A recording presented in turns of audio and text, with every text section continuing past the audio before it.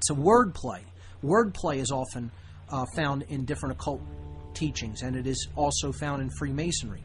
Hiram Abiff is High Ram above. Okay, he is the ram that exists with the gods. He's not really here on the earth as a man. This is a symbol. Okay, it's an allegory. It's not a real person. He was biblically, he was one of the builders of the Temple of Solomon. Okay, because he is the middle or unifying aspect between the base consciousness or the lower physical aspects of consciousness, which are represented by Hiram, king of Tyre, in the Masonic allegory of the building of Solomon's temple. Hiram Abiff is the sacred feminine midbrain, which is where our emotions derive from. Okay, the ability of us to feel the repercussions of our actions toward other people. And then Solomon is the left and right brain, or the neocortex, the telencephalon of the brain. Okay, he is the sun and the moon come together, Solomon.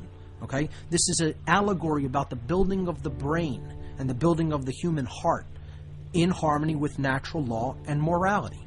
Okay, we have to understand this from a more mature symbolic perspective rather than thinking of these as literal things.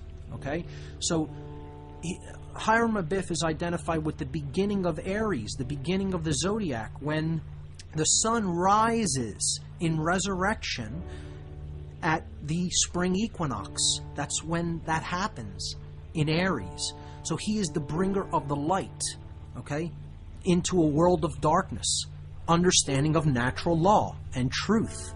All right? So, if a God amongst the people, okay, wouldn't you agree that these are admirable qualities? So, in other words, Hiram Abiff represents the godlike qualities that we can embody as human beings. And I hear the intro music, and we'll be right back, ladies and gentlemen. All right, ladies and gentlemen, we're back on What on Earth is Happening. Before the break, I was discussing Hiram Abiff and how that is a wordplay for Hiram above, the zodiacal sign of Aries, as being the bringer, the returner of the light or the sun into the northern hemisphere to begin spring and the season of rejuvenation, and how that is a symbol of spiritual awakening.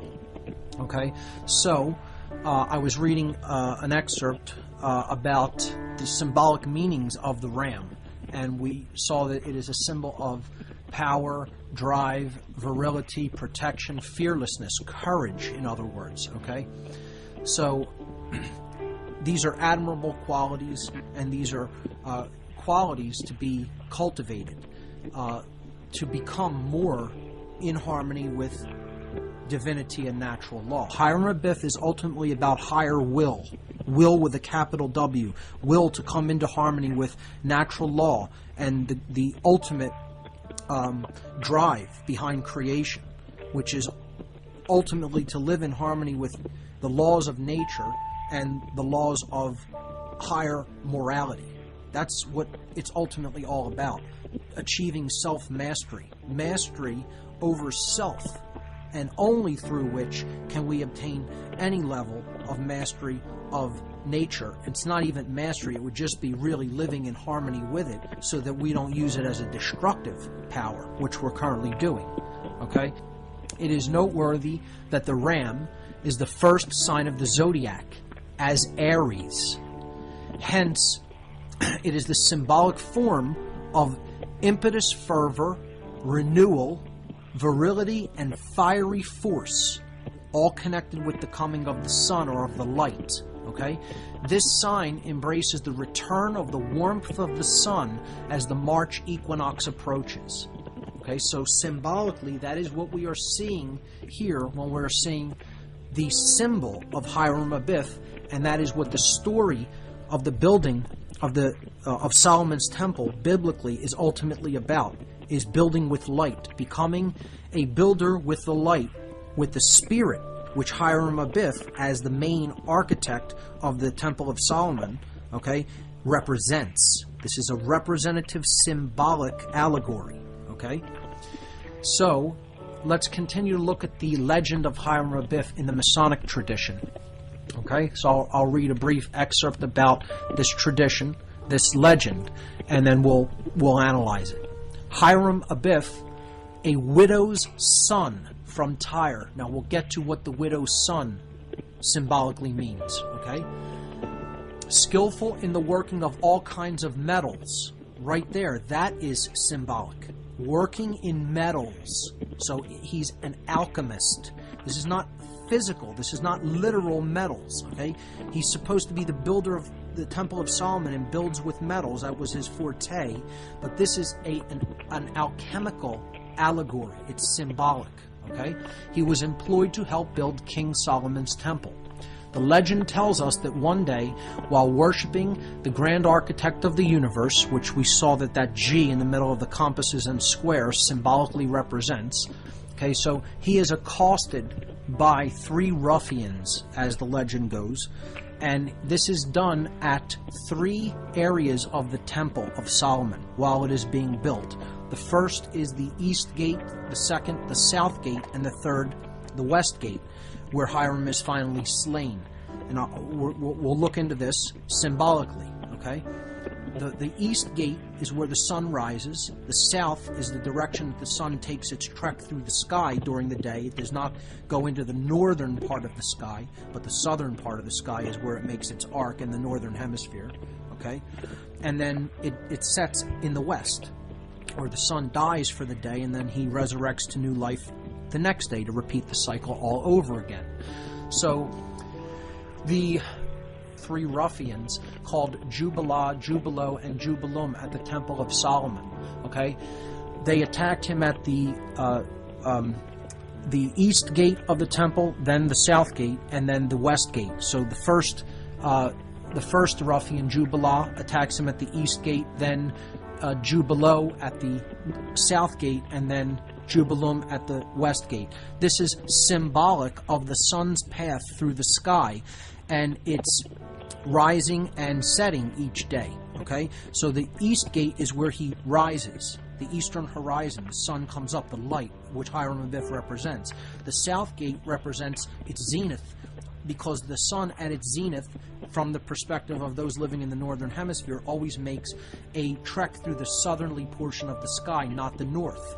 Okay, this is also why there are 3 candles in Freemasonry's altar, one at the east, one at the south, one at the west, but not one in the north. Okay, so the west then is the death place of the sun, the setting place of the sun each day, and symbolically that's where Hiram is slain, and then he, resurrects the next day, like the sun resurrects to new life at the beginning of each day and repeats the cycle all over again. Okay, so these 3 ruffians, Jubilah, Jubilo, and Jubilum, attack Hiram. Okay, so they are demanding the lost word. Okay, the master word, the master mason's word, and it's supposed to be the secret name of God. Hiram Abiff refuses to divulge this deeply held secret of the builders, and therefore he is attacked by these 3 ruffians. The first ruffian, named Jubilah, strikes Hiram across the throat with a 24-inch gauge, which is another Masonic tool symbolically. Okay, and well, there's the outro music for this break, and we'll be right back after these messages, folks. The first ruffian, named Jubilah, struck Hiram across the throat with a 24-inch gauge. This represents stopping speaking the truth, or not speaking the truth at all. He hits him in the throat chakra. Okay, so I've often said that the universe is spoken into existence. Other people have said that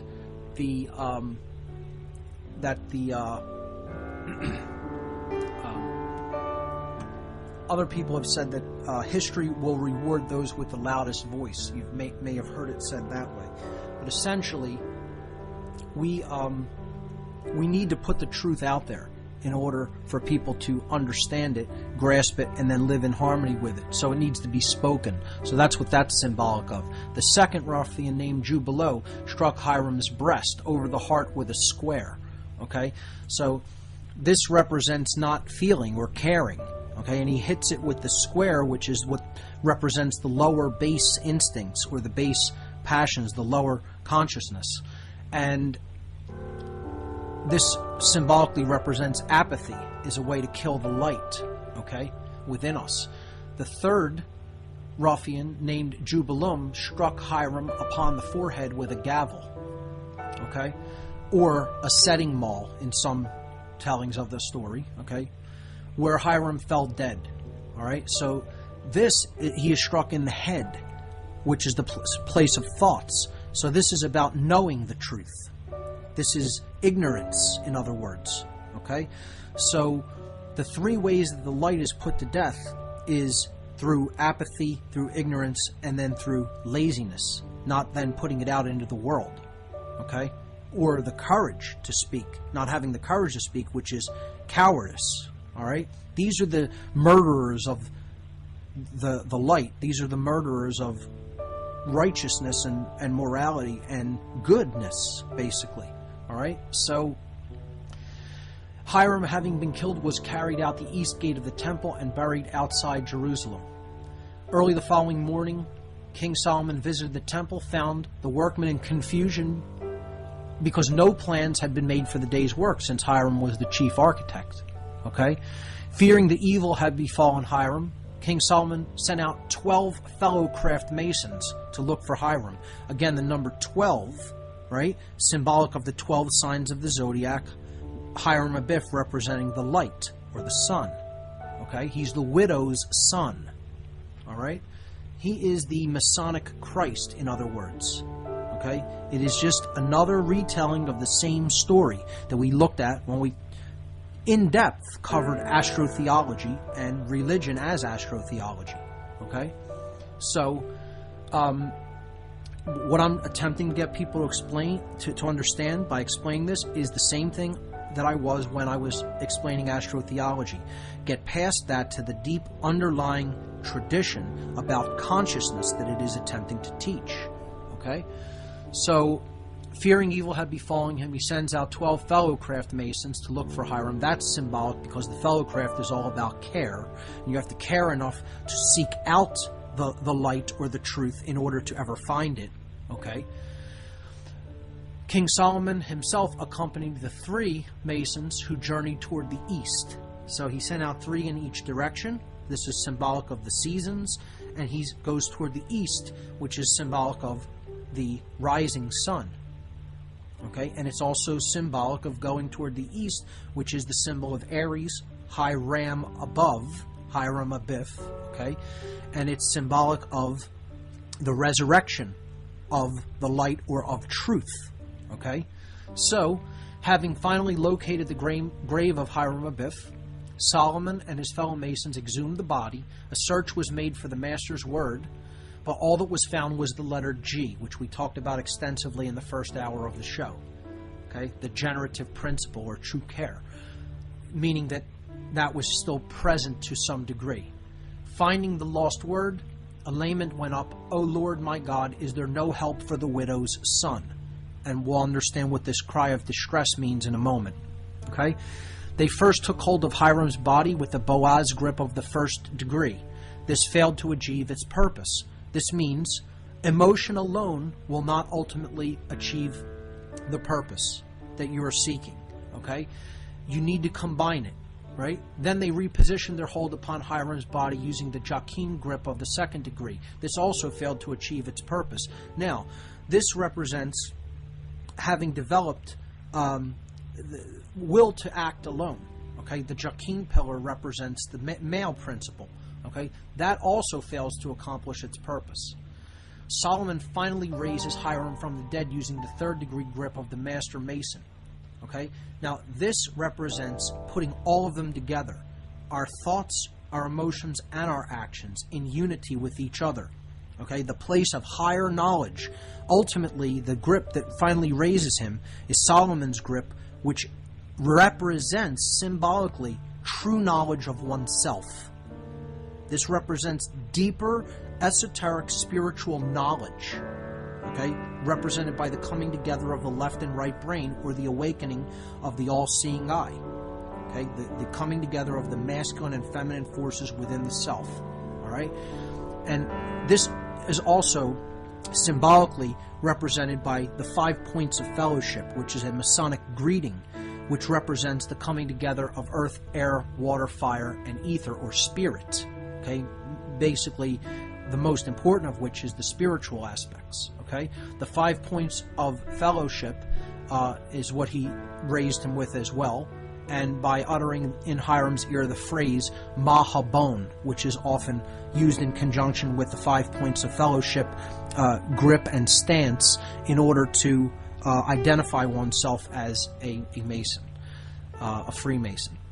So, in thus doing so, Solomon had raised Hiram Abiff from the dead. This represents the symbolic raising of the light and of truth from the dead. The spirit is what is being raised. Okay, and we'll look at this extensively through the symbols of Freemasonry over the coming weeks. So, what I want to essentially look at here was that Hiram is killed by the failure to use our thoughts. Okay, intelligence. He is also killed by the failure to care, which is apathy, and he is also killed by the failure to speak and act, which is cowardice. Okay, not having the courage to actually speak and act, and then the failure to do so is the lack of will. That's ultimately the dark occult and the people who live under their mind control. They are the murderers of the light of this world.